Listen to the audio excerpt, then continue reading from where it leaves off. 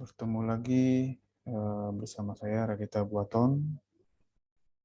Hari ini kita akan membahas terkait dengan metode fuzzy logic, ya, metode fuzzy logic, di mana fuzzy logic ini sering juga disebut dengan fuzzy set ataupun himpunan samar, ya, fuzzy set ataupun himpunan samar. Yang pertama sekali dikemukakan metode ini pada tahun 1965, yaitu Lutfi Jadeh, ya, Lutfi Jadeh. Nah, jadi itu terkait dengan fuzzy logic.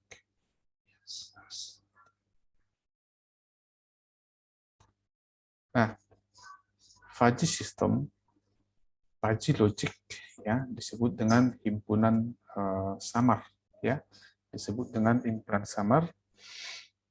Kenapa dikatakan himpunan samar? Karena himpunan ini bisa dikatakan merupakan atau representasi dari ketidakpastian, ya, ketidakpastian, sehingga sering dikatakan bahwa fuzzy logic ini digunakan untuk menangani masalah ketidakpastian, ya, ketidakpastian.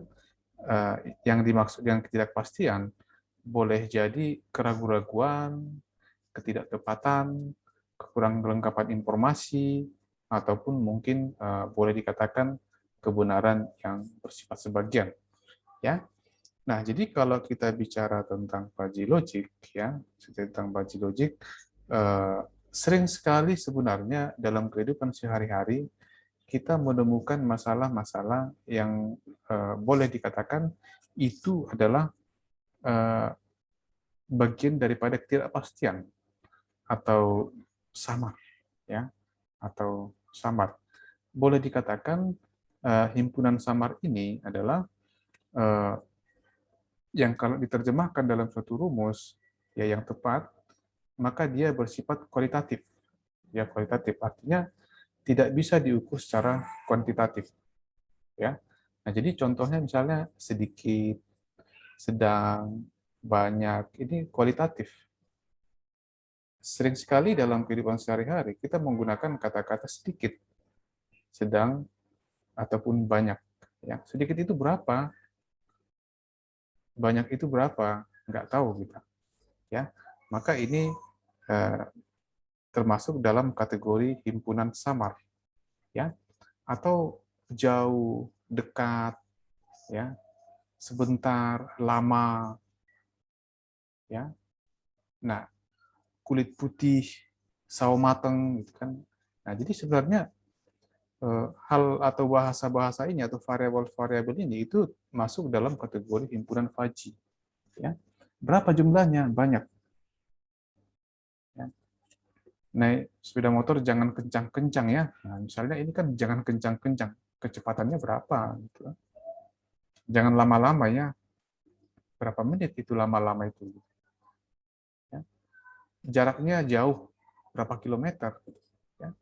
Nah, jadi hal-hal yang seperti ini yang boleh dikatakan itu merupakan himpunan fuzzy atau bagian daripada fuzzy logic, ya, fuzzy logic. Tidak pasti, tidak tentu, samar, gitu ya, yang secara kuantitatif tidak bisa didefinisikan, ya, sehingga dia bersifat kualitatif, ya, artinya tidak bisa diukur secara kuantitatif.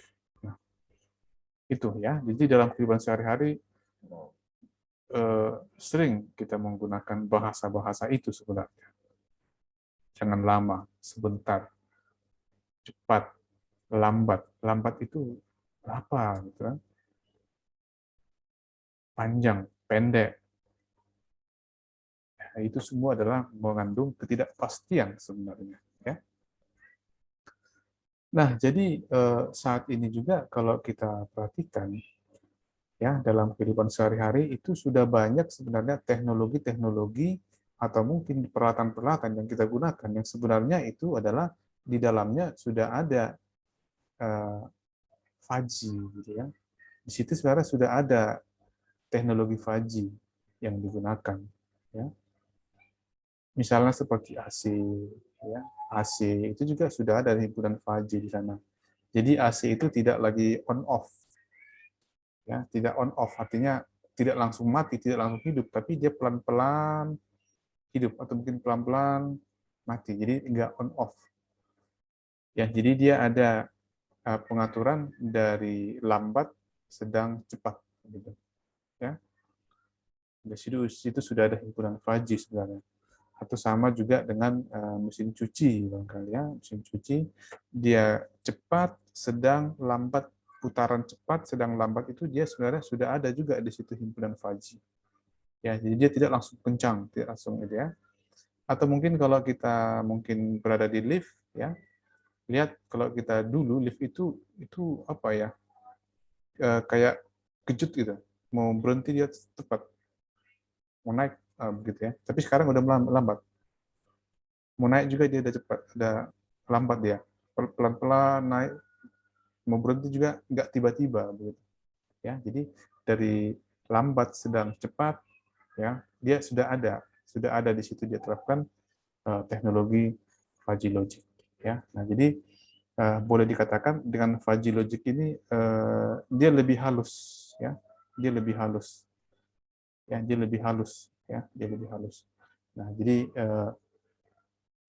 kira-kira seperti itu kalau kita bicara tentang fuzzy logic ya. Nah, ada namanya fuzziness, kemudian ada probabilitas ya, fuzziness dan probabilitas. Dalam hal ini para peneliti berbeda pendapat tentang teori fuzzy dan teori probabilitas. Kenapa? Karena antara fuzzy dengan probabilitas itu kan sama-sama menangani masalah yang tidak pasti. Sama juga dengan probabilitas, teori kemungkinan. Itu juga tidak pasti.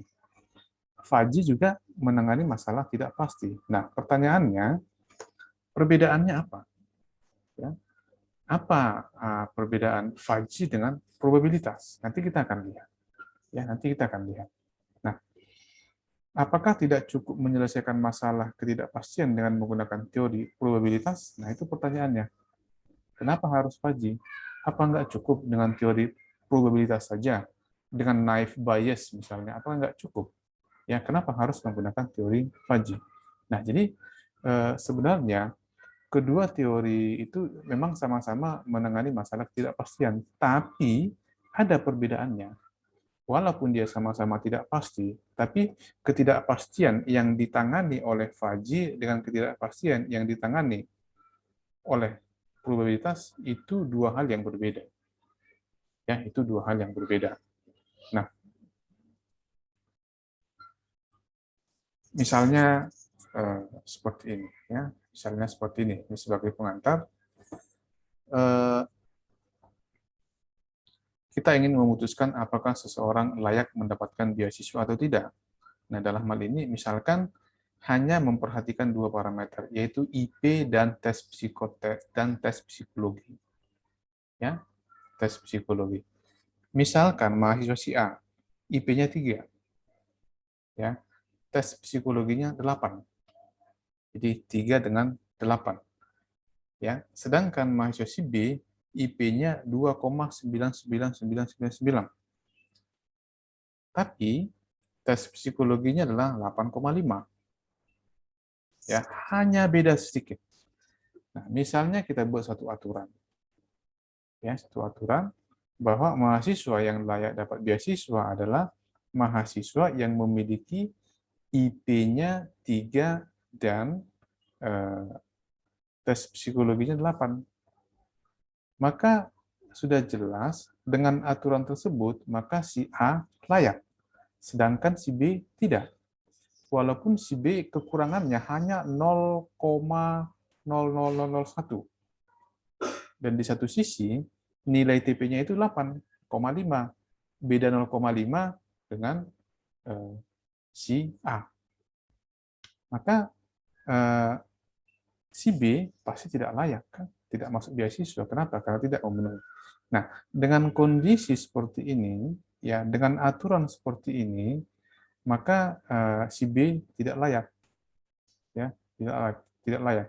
Dan sering kita lihat dalam kehidupan sehari-hari, keputusan seperti ini dianggap tidak adil, ya, dianggap tidak adil. Masa karena perbedaan 0, sekian, ya, padahal dia memiliki nilai TP yang jauh lebih besar dibandingkan si A, ya, si A. Nah, maka A IP-nya sedikit lebih kecil, ya, hanya 0,00001. Ya, tapi dengan aturan itu maka si B tidak layak, ya, si B tidak layak. Nah, ada namanya crisp set, himpunan pasti, ya, himpunan pasti. Jadi crisp set ini adalah himpunan yang membedakan anggota dan non anggota. Jadi boleh dikatakan misalnya himpunan C yaitu adalah elemen X, di mana X itu adalah integer, maka anggotanya adalah C misalnya 3, 4, 5, kan? Sedangkan yang bukan C 2, 1, 0 dan seterusnya, ya, misalnya seperti itu. Jadi itu namanya himpunan pasti, ya, himpunan pasti. Jadi kalau dia kuantitatif, maka itu termasuk himpunan pasti. Nah, sedangkan yang tidak pasti, nah itulah masuk dalam kategori fuzzy logic, ya, itu masuk dalam kategori fuzzy logic. Nah, jadi ada sebuah ilustrasi, ya, ada sebuah ilustrasi dikatakan seperti ini. Ada dua orang mahasiswa, ya, ada dua orang mahasiswa dalam melakukan sebuah riset di sebuah perjalanan atau di gurun.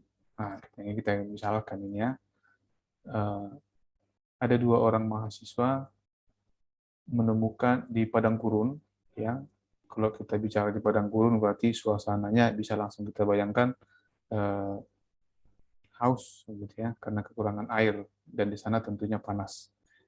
Dalam perjalanan mereka, mereka menemukan dua buah peti. Nah, ini, ya, mereka menemukan dua buah peti. Peti pertama bertuliskan seperti ini. Di dalam peti ini ada beberapa botol air mineral, ya, yang berisi 50 botol. Ya, berisi 50 botol. Di kotak pertama ada 50 botol. Nah, satu di antara 50 ini,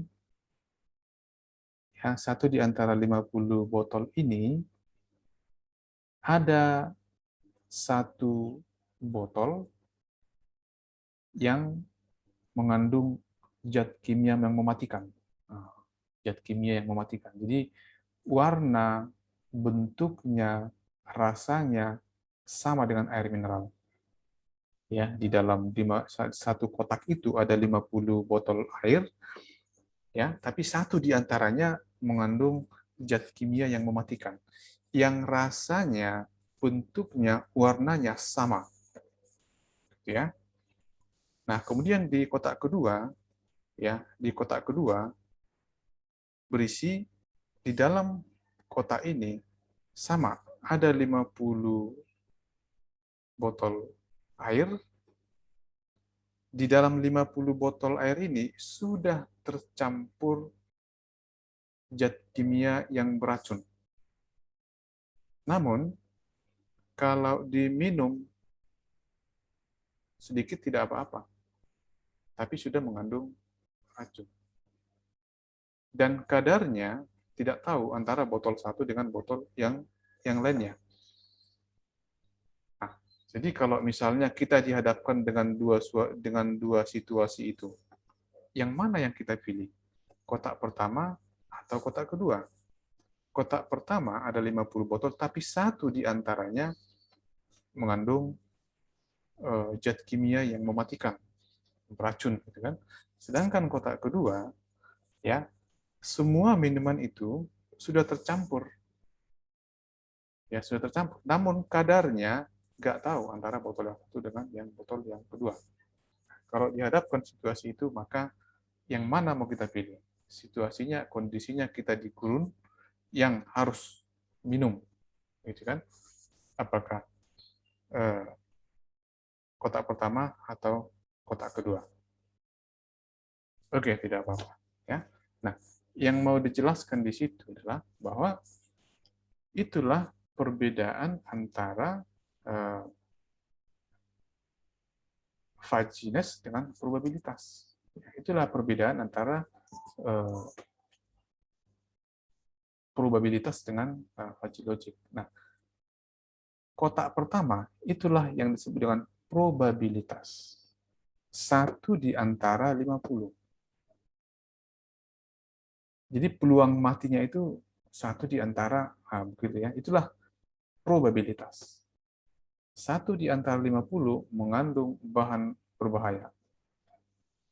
Sedangkan kotak yang kedua, itulah fudginess. Sudah tercampur, namun kadarnya tidak bisa diukur. Apakah sedikit, apakah banyak, atau sangat banyak, tapi zat beracun tadi sudah tercampur ke seluruh air mineral. Ya, jadi kotak pertama dan kotak kedua itu sama-sama ketidakpastian, tapi ketidakpastiannya berbeda. Sekali lagi, yang pertama itulah yang disebut dengan probabilitas, ya, sedangkan yang kedua itulah yang disebut dengan fudgy logic. Campurannya itu tidak bisa lagi diketahui, ya, apakah banyak, sedang, atau sedikit. Ya, jadi kira-kira itu perbedaan antara atau ketidakpastian antara fudginess dan probabilitas. Oke.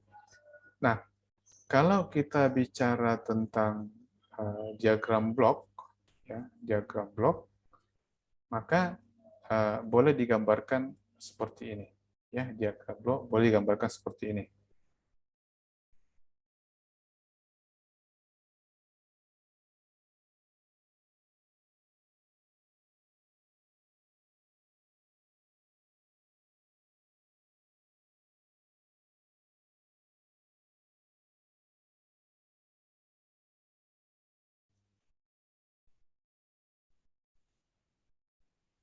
Nah, saya lanjutkan. Inilah diagram bloknya. Inilah diagram bloknya. Nah, jadi ada 3 proses. Yang pertama disebut dengan fudgification, yang kedua disebut dengan inference, dan yang ketiga ada namanya defudgification. Ya, fudgification. Nah, fudgification bagaimana mengubah crisp input, bagaimana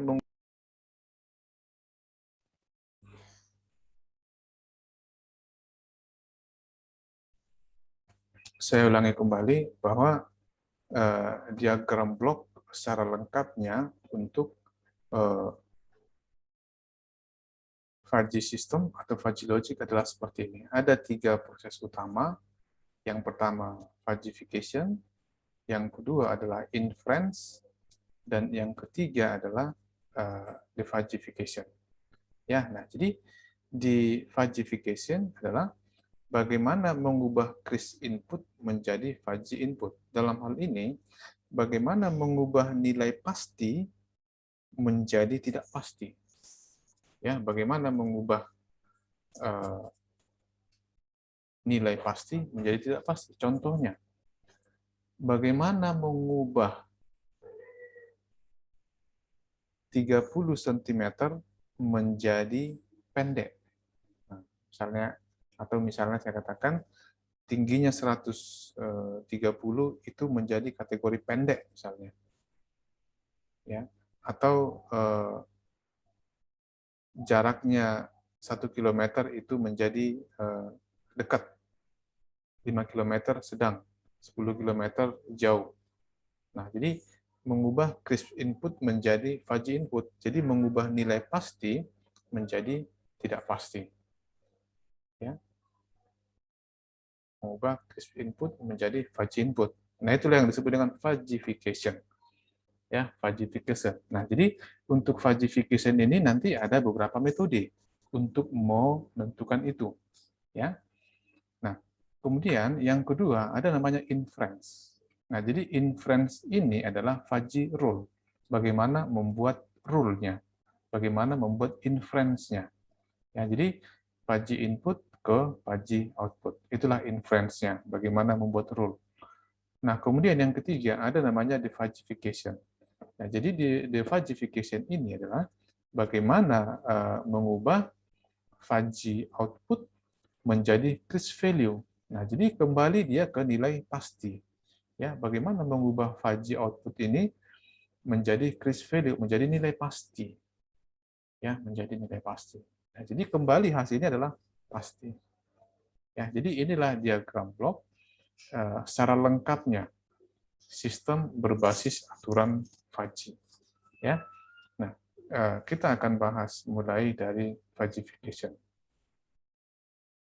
Fudgification bagaimana mengubah nilai pasti menjadi tidak pasti. Nah, ada beberapa fungsi-fungsi keanggotaan ataupun membership function, di mana membership function ini adalah memiliki peranan yang sangat penting untuk merepresentasikan masalah dan menghasilkan keputusan yang akurat. Nah, jadi ada beberapa fungsi. Yang pertama disebut dengan fungsi sigmoid. Sigmoid, kemudian ada fungsi pi, kemudian ada fungsi segitiga, kemudian ada fungsi trapesium. Ya, trapesium. Nah, yang pertama adalah fungsi sigmoid. Nah, jadi sesuai dengan namanya, ini adalah seperti huruf S.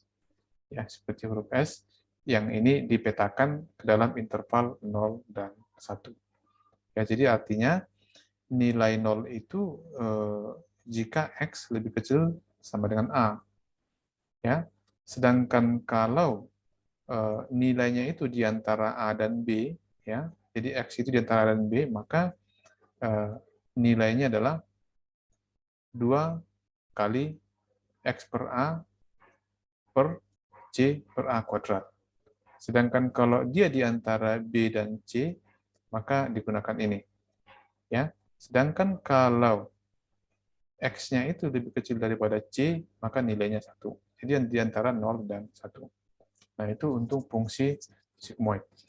Nah, sedangkan untuk fungsi pi, ya, ini seperti simbol V, hanya terdapat satu nilai yang memiliki derajat sama dengan 1, yaitu ketika X sama dengan C, ya, mencapai puncaknya. Ya, boleh dikatakan ketika nilainya sama dengan di puncak ini atau C di C, maka mu-nya membersih fungsinya adalah nilai 1. Ya, sedangkan kalau di antara ini, maka menggunakan rumus ini. Ya, dan ini. Nah, inilah dengan fungsi V. Kemudian yang berikutnya ada fungsi segitiga. Ya, fungsi segitiga. Nah, jadi sama dengan V, pada fungsi ini juga terdapat hanya nilai 1 yang memiliki syarat 1, yaitu ketika nilainya sama dengan di sini. Jadi ketika nilainya sama dengan B, ada di puncak, maka dia 0. Sedangkan kalau di antara A dan B, kalau di sini nilainya, maka dia menggunakan ini. Ya, sedangkan kalau di sini, maka dia menggunakan ini. Ya, jadi ada 3 kemungkinan. Ya, nilai 0, kemudian nilai 1, kemudian di antara A dan B, kemudian di antara B dan C. Nah, itu untuk fungsi segitiga. Nah, yang terakhir adalah ada namanya fungsi trapesium. Ini yang sering, yang banyak digunakan. Ya, fungsi trapesium, di mana fungsi trapesium ini adalah ada 4 kemungkinan. Nilai 0, kemudian di antara A dan B, kemudian di antara B dan C, kemudian di antara C dan D, kemudian di luar daripada D. Maka itu sama dengan 0. Ya, maka inilah yang digunakan untuk mengukur membersih function dengan menggunakan fungsi trapesium. Nah, jadi kita diberikan kebebasan fungsi mana yang akan digunakan ketika atau untuk menentukan fungsi-fungsi keanggotaan ataupun membersih functionnya. Ya, Ada beberapa, apakah sigmoid, fungsi pi, segitiga, ataupun juga trapesium. Nah, saya coba langsung bahas satu untuk memudahkan ya. Saya langsung coba bahas satu contoh kasus ya. Contoh kasus.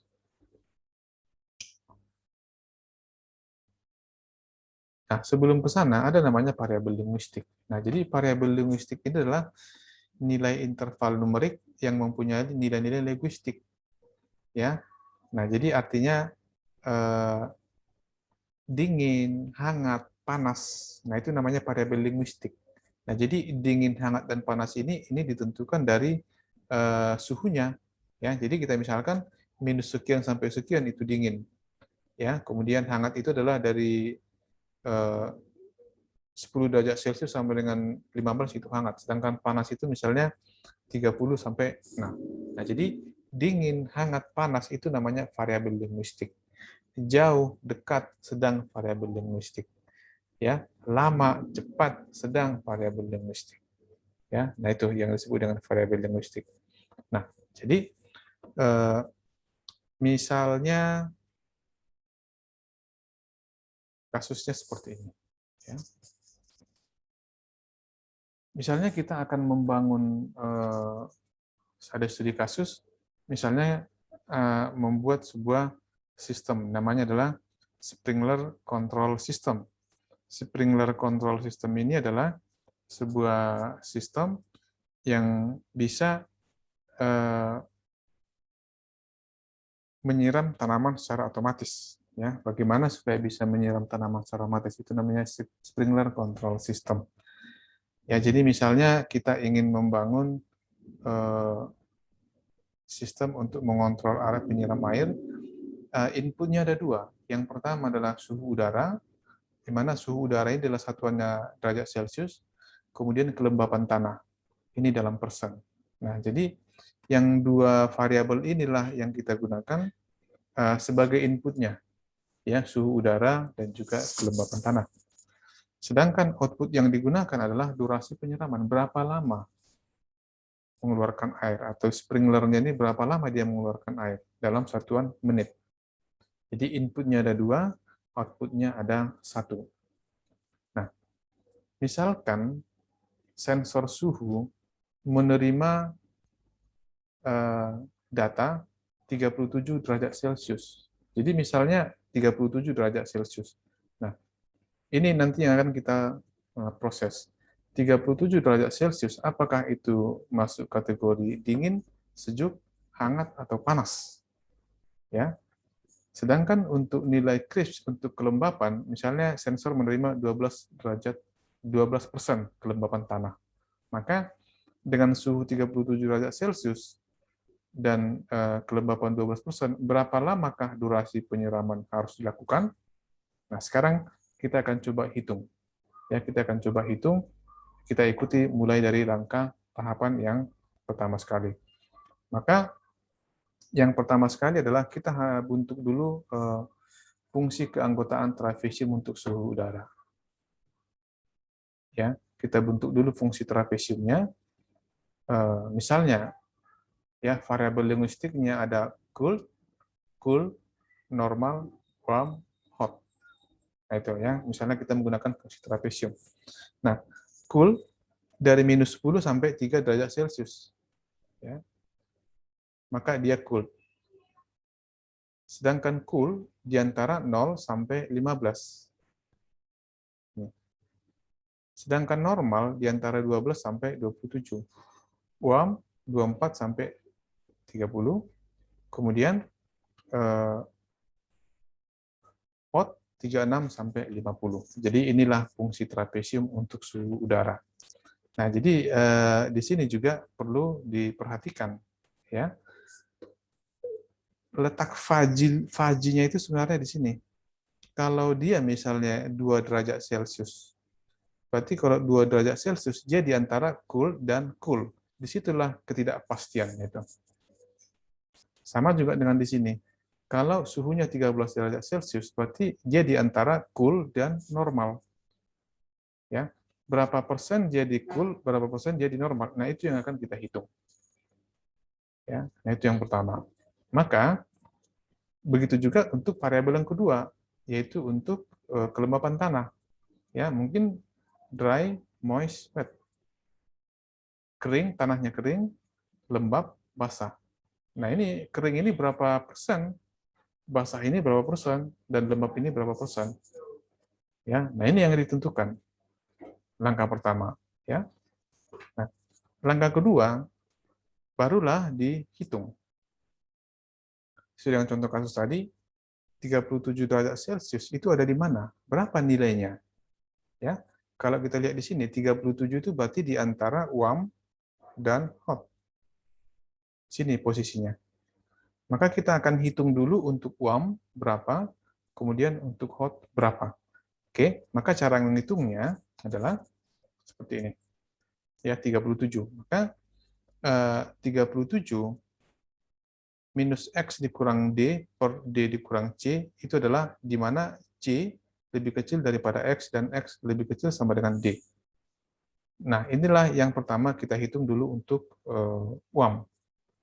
Ya, sekali lagi dia di UAM, 37 itu dia di UAM, dia di antara UAM dan hot. Ya. Nah, jadi sesuai dengan model tadi di UAM berarti ini A, B, C, D. A, B, C, D. Normal ini A, B, C, D. Warm A, B, C, D. Sedangkan hot A, B. Maka di UAM 37 berarti dia di sini. Dia di antara C dan D. Ya, dia di antara C dan D. Kalau di hot dia di antara A dan B. Nah, itu yang harus kita perhatikan. Ya, maka yang kita gunakan adalah rumus ini.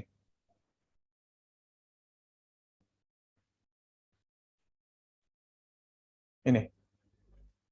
Kalau dia di sini, maka kita gunakan rumus ini kan, karena di antara C dan D. Ini yang dipakai. Kalau di sini, di antara A dan B, maka ini yang dipakai. Kalau di sini, lebih kecil dari A, maka pakai 0. Kalau lebih besar dari D, maka pakai 0. Tapi kalau dia di sini, maka kita gunakan ini. Ini, gunakan yang ini. Sedangkan kalau di antara B dan C, maka gunakan ini. Nah itu. Ya, maka di sini tadi, seperti yang sudah kita tunjukkan, 37 ya ada di antara C, A, B, C, D. Ya, berarti di antara sini, maka rumus yang digunakan adalah ini. Minus X kurang D per D kurang C, di mana C lebih kecil daripada X dan X lebih kecil sama dengan D. Maka X-nya tadi adalah 37. Maka 37 dikurang D, D-nya berapa? 39. Sekali lagi, A, B, C, D. A-nya 24, B-nya 27, C-nya 36, D-nya 39. Maka 3 minus 37 dikurang 39, ini ya, X 37 ya, D-nya 39. Per D-nya berapa? 39. C-nya berapa? 36. Maka minus 37 kurang 39 sama dengan 2/3. Ya, sama dengan 2/3. Nah, sedangkan untuk hot, ya, untuk hot dia berarti di sini. Berarti dia A, B. Ya, A, B. Maka yang digunakan adalah A, B, berarti saya tunjukkan lagi. A, B berarti ini yang dipakai. Ya, dia di antara A dan B. Maka X dikurang A per B dikurang A. Maka rumus yang kita gunakan adalah X dikurang A per B dikurang A. Maka kita gunakan X dikurang A per B dikurang A. Di mana A di antara A sama dengan B. Oke, maka 37 per 36 per 39 kurang 36 sama dengan 1/3. Maka nilai untuk hot 2/3, ya, sedangkan nilai untuk untuk warm 2/3, sedangkan untuk hot 1/3. Nah, begitulah cara menghitungnya. Maka nilai mu, ya, mu, maka 37 tadi, 37 derajat Celcius berada di antara warm dan hot. Ya, sekali lagi, fudgification mengubah nilai pasti menjadi tidak pasti. Yang pastinya itu apa? 37 derajat Celcius. Tidak pastinya apa? Warm dan hot, hangat. Hangat. Hangat itu berapa? Ya. Panas. Panas itu berapa? Begitu. Ya. Demikian dulu untuk saat ini. Mudah-mudahan bisa membantu ya untuk memahami. Ini masih pengantar di fudgification. Ya, masih pengantar di fudgification. Sekian dan terima kasih.